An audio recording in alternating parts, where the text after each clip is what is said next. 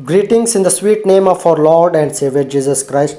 Let us consider ourselves privileged to listen to His word. As we continuing the COVID-19 lockdown, I see many verses and articles related to Christ's second coming circulating in the social media. And I don't know to which Christianity company God is revealing Jesus Christ's second coming, and how accurate and reliable they are only God knows, because even pastors and church educated leaders are circulating. It seems like we are only spending time in studying the times and seasons, but the main teaching of second coming we are very ignorant. That Jesus will come like a thief, this means he is not going to come secretly, but it means it will be as sudden and will be as fast as before twinkling of an eye. Jesus can come now. In fact, anytime he can come. He can come now, at night, tomorrow, anytime. Stop listening to such false teachers and IT companies. I think these people will try to stop Jesus coming because they have already set a time and date for his return and have invited many believers to the event of second coming, because we are not learning from our past failures. However, the bridegroom will return in his time. As believers, let us not be slumber. Let us not let Jesus not find us in sleep. Let Jesus not find that we went to buy oil. Anyways, my topic for today is not about Jesus Christ's second coming. We will talk about it some other times. But my topic for today is church responsibility towards our society, or as believers, our responsibility towards our society. But if time permits, I may highlight a few questions that Jesus will ask to those who will be with him after his second coming. If we are not ready to face these questions, at least through this reminder message, it should provoke us or motivate us to do at least some good works.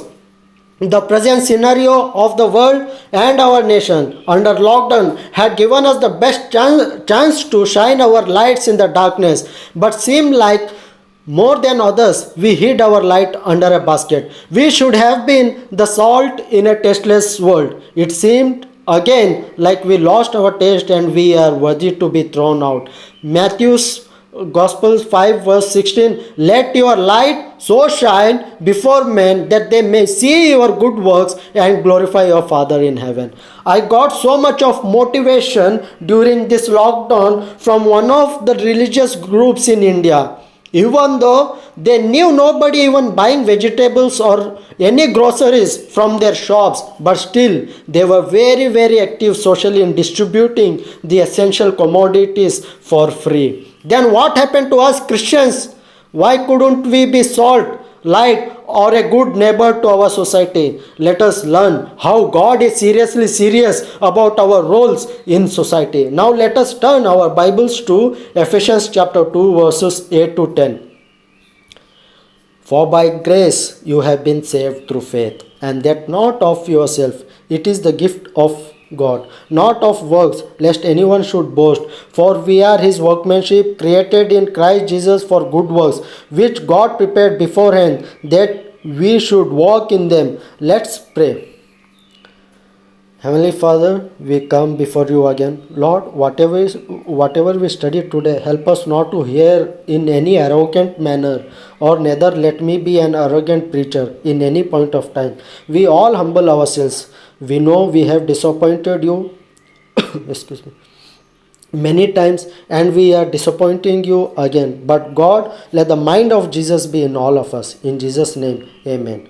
First, we are his workmanship.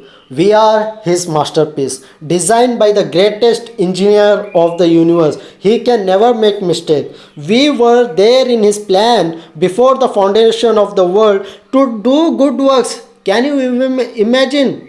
We didn't choose him, but he chose us to bring fruits, and that our fruits may remain. We are saved by grace through faith to do good works. We are not saved by our good works, but our salvation should result in good works. And what are these good works? Speaking scriptures, memorizing the verses, No, but in living according to the Bible. In the Old Testament, we see God has asked us to be mouthpiece for the orphans, strangers, and widows living with us, to raise our voices for them. Psalms 82 verse 3, defend the poor and fatherless, do justice to the afflicted and needy, defend and deliver the poor and needy.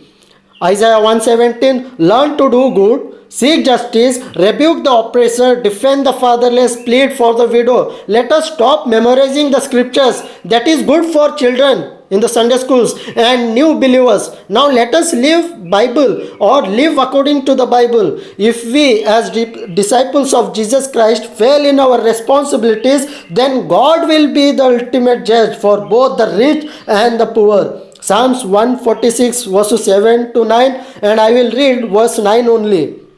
The Lord watches over the strangers, he relieves the fatherless and widow, but the way of the wicked he turns upside down. If we fail in our responsibilities, God won't. He watches over the fatherless and widow. Deuteronomy 15 7 to 11. Let us read verse 11 straight away. For the poor will never cease from the land. Therefore I command you, saying, you shall open your hand wide to your brother, to your poor and your needy in your land. Three quick lessons from the passage. Poor will never cease from the land. That's why the poor are there. So God can know who obeys his command. Second, it is also a commandment to take care of the needy. Third, give generously to the needy. There are many verses in the Old Testament and New Testament, but I think these verses should be able to convict us. If not, then we won't be convicted from other verses also. Here are two examples with which I will try to explain my points. The second great commandment is love your neighbor as yourself. Then, who is this neighbor? We read this incident in Luke's Gospel, chapter 10 verses 25 to 37. The question was asked by a very smart person, who is my neighbor? A learned lawyer like us. He knew two of the greatest commandments so well. We also know where it is, like him. But he still wanted to justify himself and asked, who is my neighbor? Then Jesus continues to explain him via a parable. Let me not read the entire story. I think most of us know the story. The priest arrives near the wounded person but passes by. He didn't want to dirty his clothes. Being a priest, the teacher of the scriptures, knowing more scriptures than this young lawyer, forgot his responsibility. Now second person, a Levite. A Levite also, a kind of priest, assistant priest. He saw, he left. He was also good in scripture knowledge but left. Two preachers failed to live what they preach. Didn't we fail in the present scenario? But a certain Samaritan, sorry, there was some disturbance. But a certain Samaritan who knew no scripture, didn't know whom he was worshipping, came to the scene but didn't pass by and started helping the wounded person, paid for the hospital charges. And now Jesus asked this lawyer, who was the neighbor of the victim, as he was a smart person, gave the right answer. Now Jesus gives the simplest answer. Let us not only read but apply, because Jesus himself tells us to do the same. Luke chapter 10 verse 37. And he said, the lawyer said, he who showed mercy on him. Then Jesus said to him, go and do likewise. Discussion over. Go and do. No more questions. If we forget the entire story, no problem, my friends. But we should never forget this verse in the parable. The person, one who is in need, is our neighbor, no matter what religion he belongs. Individually, we may not have helped all, but collectively as a church, we could have helped the many needy.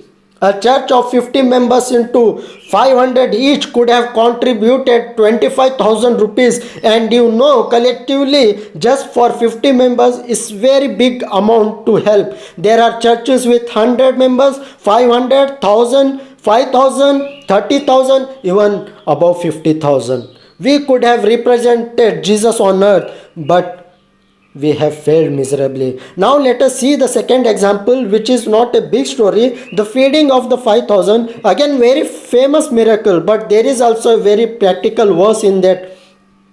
Let us see what it is. Matthew's Gospel for chapter 14 verses 13 to 21. Again, I will not read all of these verses, but I will read verse 16 only. Jesus had compassion on the people who were sitting there for the whole day. When Jesus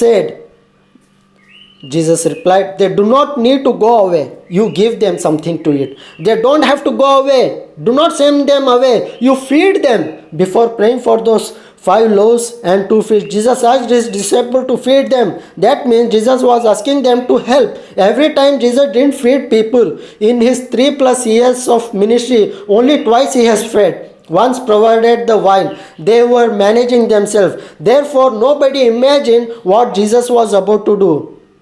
In this case, think about the boy who was a great help in this miracle. When disciples had asked, he happily gave whatever he had. This is called to be a channel of blessing. Maybe we have only little, but trusting in God's power and sacrificing for some social work will rescue many people. Jesus is asking us today, feed them. What is the excuse we are giving? Are we going to tell God all through our lives we know only how to ask, how to take, how to debate, how to preach, but never giving? Let us be responsible church members, social workers. We are chosen for good works. If our salvation doesn't lead us to good works, we are dead spiritually. Time to resurrect ourselves before Christ resurrects us for that dreadful day. Hebrews 10:24. And let us consider how to stir up one another to love and good works. We have to stir up one another to love and to do good works. Let us so regard the welfare of others as to endeavor to excite them to persevere in the Christian life. The idea is that much might be done in securing perseverance and fidelity by mutual kind exhortation. They were not to be selfish. They were not to regard their own interest only. They were to have a kind sympathy in the concerns of each other. We know for sure Jesus is going to come, and if we know this, then we might also know that he is going to reward according to our deeds. He is going to take an account of our each works. Thankfully, Jesus has given us some hints of what he is going to ask. The question is, are we ready to answer Jesus' question? Let me quote directly these verses without adding anything to it. Matthew's Gospel, 25 chapter, verses 41 to 43. Then he will also say to those on the left hand, depart from me, you cursed, into the everlasting fire, prepared for the devil and his angels. For I was hungry, and you gave me no food. I was thirsty, and you gave me no drink. I was stranger, and you did not take me in. Naked, and you did not clothe me. Sick and in prison, and you did not visit me. Verse 44 to 45. Then they also will answer him, saying, Lord, when did we see you hungry, or thirsty, or stranger, or naked, or sick, or in prison, and did not minister to you? Then he will answer them, saying, assuredly I say to you, inasmuch as you did not do it to one of the least of these, you did not do it to me. If we are confident to be caught up with Christ, then are we ready to face these questions? If not, instead of waiting for the second coming, which is going to be very dreadful for the unprepared, let us involve ourselves in some good works. We have missed the great opportunity to feed Jesus, shelter Jesus, quench his thirst. Hope we are not ready to hear, depart from me, you cursed. And those sinner Samaritans came to their own rescues. And we preachers and Levites, same as in the parable, passing by without even actually helping. Many laborers were carrying children on one shoulder and on the other carrying the luggage, walking miles and miles, but seems like they had become people's time pass talk, entertaining news, selfie pictures, fun factor, but the real pain only they knew and Jesus knew, not us. They could have been helped by church. I don't know why, as a church, we are afraid of social responsibilities. Let us provoke each other for good works. We should have been there as light, salt, and good Samaritan. Not only this situation, but even in our own churches, we face so many social injustice. So many of our women facing domestic violence. If the pastor goes there alone, the person may not listen. But if all the church leaders and in fact all the church members go there and ask at least once or twice, then that person will surely feel ashamed for the third time. Church, come forward. There are many people need our support. Don't you think that many children are thinking if we could go to school? Think about it. In India, the growth is not as real as we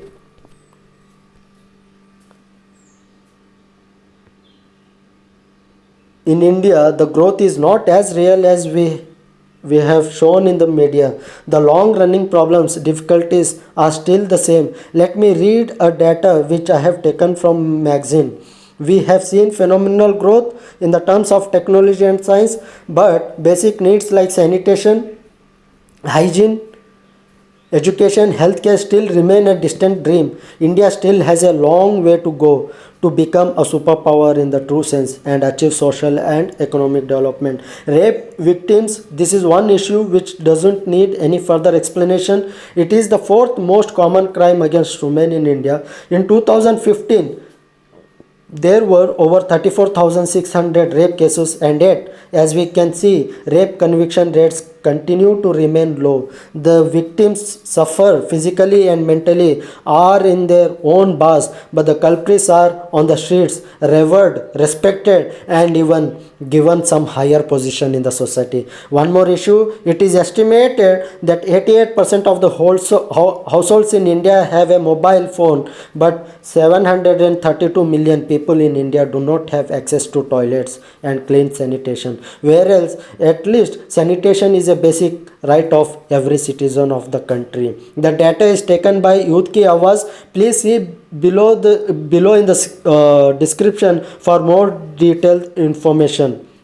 So many other social issues like a child labor, yes, of course, still it's there. Global warming, corruption, air, sound, and water pollution. India has four of the five most polluted cities in the world.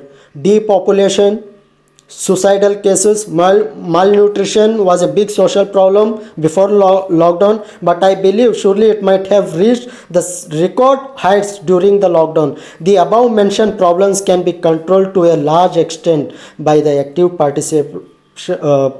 participation of the church itself. Most of the problems are based on attitudes and perceptions, and just a slight change in our thinking can make a huge difference to our brothers.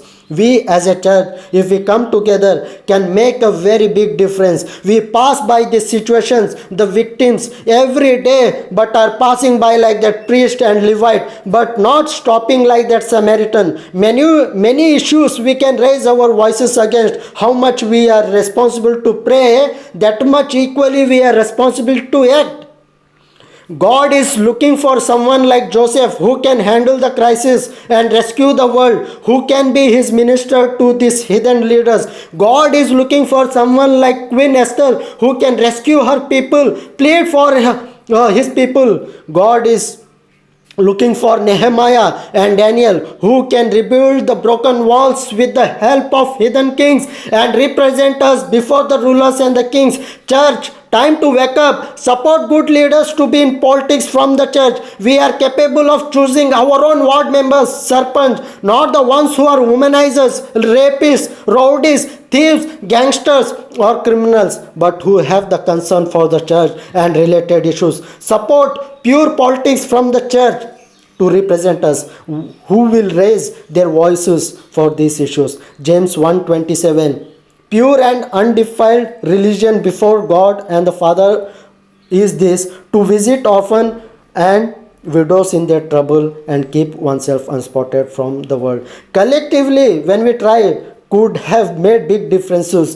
There were only few soldiers of Christ who were least bothered about the virus and more worried about their social responsibilities from God. And God bless all those who have risked themselves and were on the streets helping the needy. But they were only a few and were worried for the resources. Once again, God really blessed them. Should have been most of us. Remember, 15 to 500 only were contributing 25,000, which is big amount. We are simply studying the second coming of Christ. It is going to be the most shocking, heartbreaking, dreadful incident in most of our lives.